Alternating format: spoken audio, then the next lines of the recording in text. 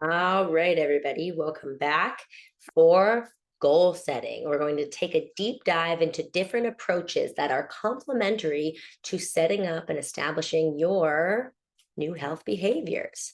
So, first one, goal setting strategies. Focus on the behavior. So, what do I mean here? You can split your goals up into two categories: outcome goals and process goals. Outcome goals are often what we think of. I want to lose weight. I want to get an A. I want to get straight A's. I want to get fit. It's somewhere that you want to get to in the future. And these are great. These are great to set, but the key to actually getting there is setting process goals, the action steps and behaviors that you will do that will help you reach that goal.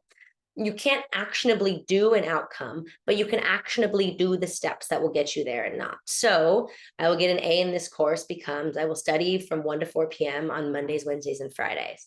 Or I will lower my blood sugar, A1C, becomes I will walk the block for 30 minutes each weekday morning. So we're setting these specific steps. And you may have heard the term SMART goals before. Specific meaning, what is it that you want to actually do specifically? Measurable, you can say you've done it or you haven't done it. Attainable, meaning this is a realistic goal. Relevant, the action steps that you set are relevant to the outcome you're hoping for. And then time bound. Time bound's an okay because ideally we're setting these habits forever, but when are you going to do these steps and when are you going to check in on how your behaviors are going? So that's kind of the first part to think of is we're going to shift our focus from outcome goals to process goals. Yes, you can have that end goal or long-term approach in mind. Where do you want to be? Who do you want to become? Hint, hint, that's going to come up. But what are the steps that you are going to enact to get you there? And this brings us to Atomic Habits. Atomic Habits is a book and is a strategy from an author known as James Clear. And this really takes a focus on your habit. It is a focus on habits and structures that focus around an identity rather than some time limited goal. Because the key is you don't really just want to lose X pounds by December or build X amount of muscle by January or complete some time limited challenge or get an A this semester. You want to become, embody an identity. You want to become someone who's fit. You want to become someone who gets good grades and achieves whatever it is they set out to in school and then ideally in the workforce, right? So you're focusing on the identity that you want to become long term because as we said in the last video, you have to keep enacting your habits forever. You can't just do them for a time limit period and expect to be fit, healthy, happy, smart, whatever it is forever. Your habits are forever. So you're focusing on the identity you wish to embody and then building systems consisted of habits that express that identity. And the idea here is that as you build that identity, you set up small habits. You think of what would a person with this identity do? And then the habits you build reinforce that identity. And then the identity reinforces your habits, and it's a positive feedback loop. James Clear has a quote that says, "Every action you take is a vote for the type of person you wish to become." And the more actions you take, the more votes you cast, the more you shift your ballot in favor of that identity, and the more likely you are to continue that behavior. So the key with this is you must start now. Start small with your habits now, not then, not later in the future. If you are going to become an active person, you have to think about what an active person would do, and you must start now. Another great quote he has is, "We don't rise to the level of our goals, we fall to the level of our systems." So this means, yes, setting aspirational goals is good and fine, but what we fall back to when we're stressed, when we're tired, when we're overwhelmed, is the systems and habits we've set up for our health.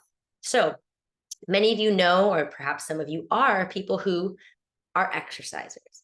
You consider yourself an exerciser. Maybe you played sports growing up and you've continued to be active, or you're just someone who's been active your whole or much of your life.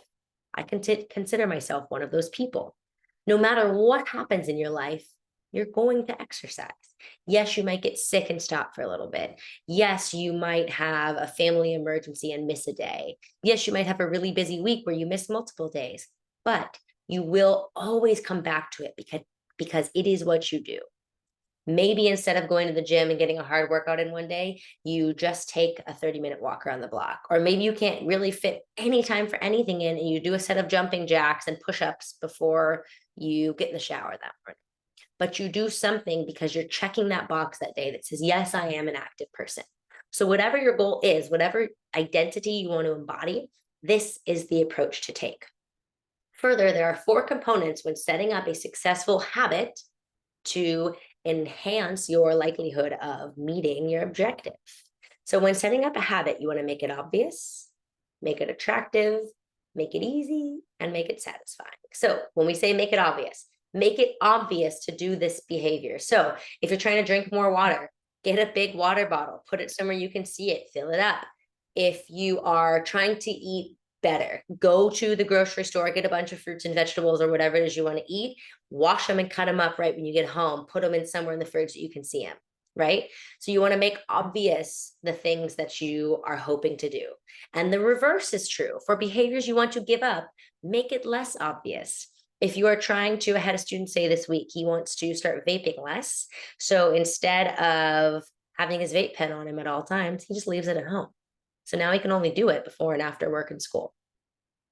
Make it attractive. Make the thing that you want to do as appealing as possible.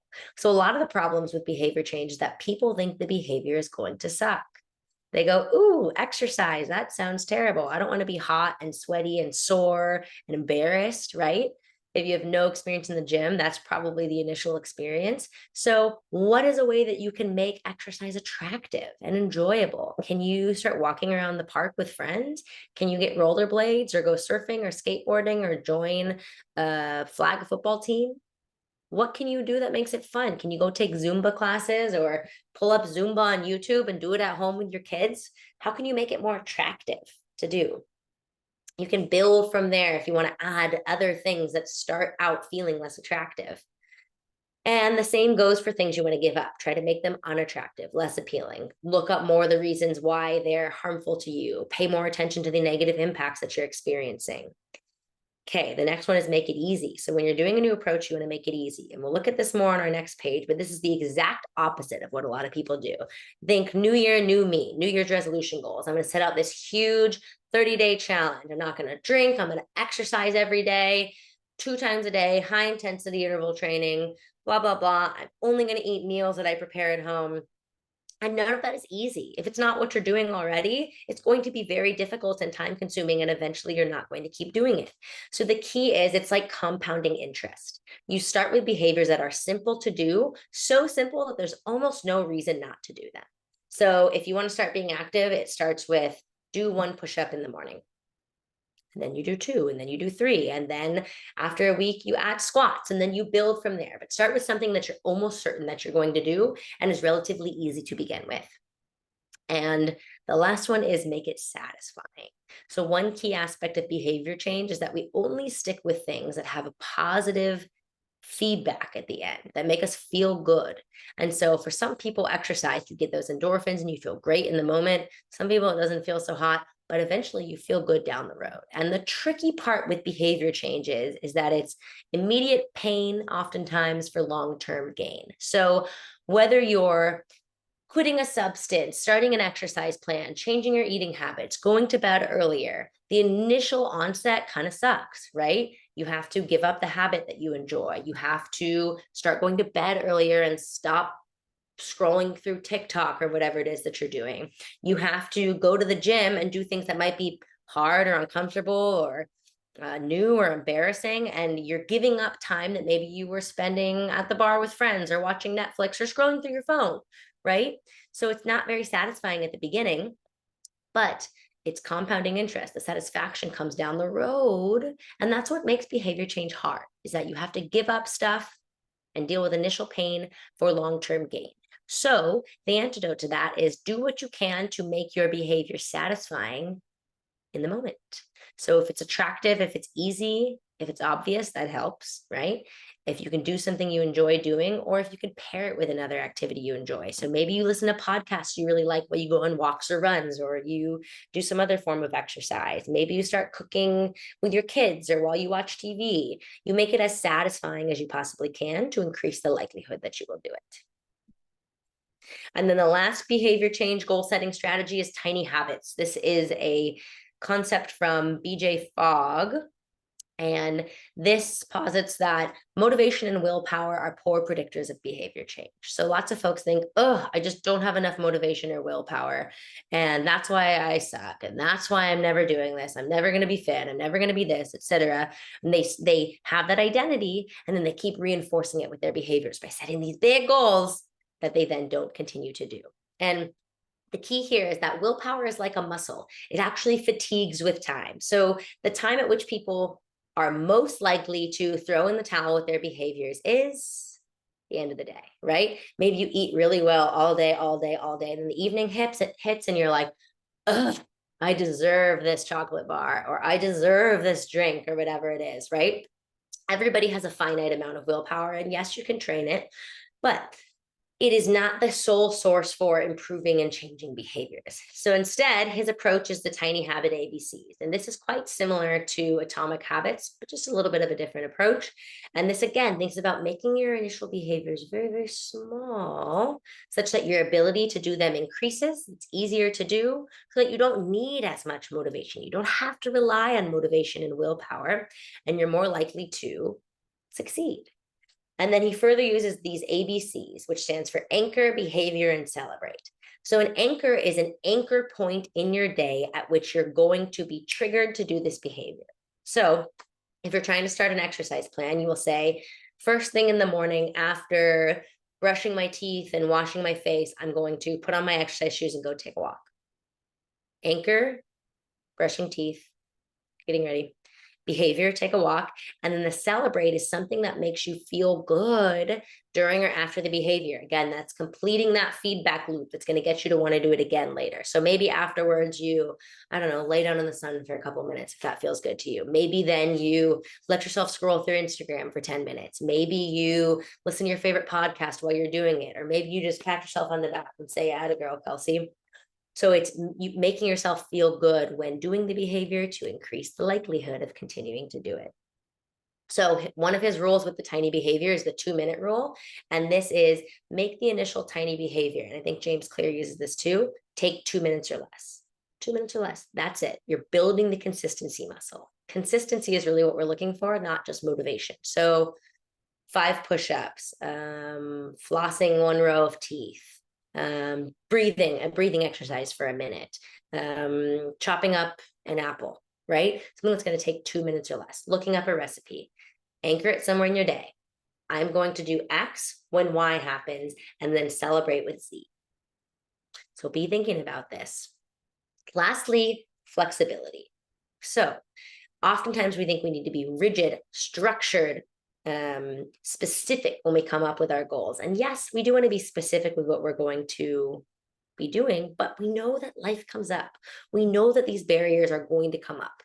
Sickness, injury, stress, scheduling issues, and rigidity tends to lead to all or nothing thinking. Either I do all of it or I don't do it at all, because what's the point? Which sabotages our plan. So we're looking for cognitive flexibility, which means that we have a goal, we have a structure, but we remain flexible in what that looks like, so long as we get something done during the day. And so you can see this example here of twigs standing up in the air and reeds. And a twig is strong and sturdy, like a tree branch is strong and sturdy and stable, and reeds have a little bit more bend to them. And imagine a big storm with sideways rain and wind coming through, pushing the trees and the reeds to the side. Because that tree is so strong and sturdy and stable, as it gets pushed, it's much more likely to snap and break. Whereas the reed, because it has that inherent flexibility, is much more able to bend with the wind and the flows of life, which will invariably come up. So you want a structure, you want a plan, you want an ABC, you want an identity, you want to make it obvious, easy, satisfying, and attractive. And you want to have flexibility and backup plans, right? This is option A. If that doesn't come up, what are options B, C, and D? Something is always better than nothing. Again, it's that consistency, that day in and day out that we're looking for to keep our momentum. So key points. Wellness is really a journey. It's not a fixed state. And regardless of where you are right now, regardless of your health or your disease status, your um, blood, um, your blood sugar, your blood cholesterol, your blood pressure, regardless of your mile time or your 1 rep max, or whether you can comfortably walk a block down the street. Wellness is not a fixed state. You can always orient yourself toward enhanced wellness. Your genetics, your peers, your family, your organizations, your environments, and public policy will all impact your health. And the things you can focus on most directly are your personal habits. And yes, we hope to impact other levels throughout our lives by our voting and our spending and potentially the work that you might do. But the thing within your control, you can't control your genetics, you can't control your mom and dad, but you can control the things that you do and do not do. So focus on building your solid habits, the identity you wish to embody, and set up the steps from there. Start these tiny habits, and the outcomes will take care of themselves. And lastly, imperfect action is better than perfect inaction. You do not need to be perfect to persist. So I will leave you with this. Take some time to consider one goal you have in your life that you've not yet consistently achieved. Is there something you've been working towards? You want to start a mindfulness practice. You want to start exercising regularly. You want to get good grades. You want to give up a habit. Where are you now on the stages of change? Pre-contemplation, contemplation, go back and look at that. What is the identity of a person who would complete this goal? So an idea, this is sometimes tricky for students. So think, I want to get all A's this semester, or I want to get a 3.5 this semester. So what kind of person would do that? Well, a person who focuses on schoolwork and takes their schoolwork seriously. So I want to be a person who takes my schoolwork seriously. Maybe I want to improve my consistency with my eating and exercise habits. So it would be, I want to be an active person who treats their body well, right? So you're building this identity. And then you think, okay, imagine that person in your mind. What are some behaviors a person like that might do? A person who's an active individual who treats their body well. They might drink water every day. They might wake up and go for a walk every day. They might go to the gym a couple times a week. They might join a sports team. They might play in a rec league. They might cook at home 1 or 2 times a week. They might watch YouTube videos to learn how to make recipes. They might get a meal subscription. There's lots of things. That's the key, is there's lots of ways to do this. There's no one right way to eat well, to move your body well, to take care of your mental or emotional health. Throw a bunch of things to the wall and see what sticks. What seems realistic and relevant to you?